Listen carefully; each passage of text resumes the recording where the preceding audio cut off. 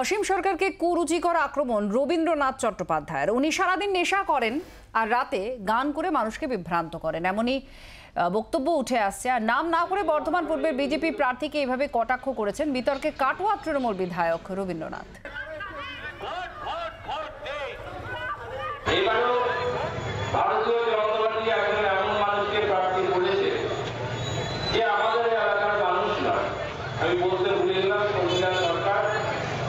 তিনি আমাদের বিধানসভা এলাকার মানুষ।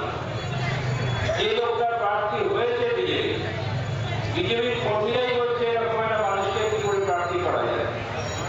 সারাদিন তিনি নেশা করেন আর রাত্রিবেলায় বিভিন্ন অশুভ গান গিয়ে মানুষকে বিভ্রান্ত করে।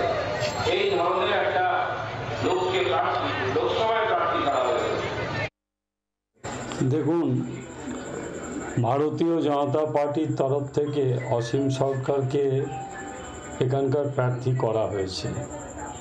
এর থেকে ভালো প্রার্থী হয় না আমাদের দৃষ্টিভঙ্গিতে, কারণ উনি হচ্ছেন একজন খ্যাতনামা কবিয়াল, রাষ্ট্রপতি পুরস্কার প্রাপ্ত। তার সম্বন্ধে যদি এই ধরনের কথা বিধায়ক বলে, সেটা বিধায়কের রুচিতে বাধে কিনা আমার জানা নেই। বাংলার আওয়াজ, বাঙালির আবেগ, জি 24 ঘন্টা।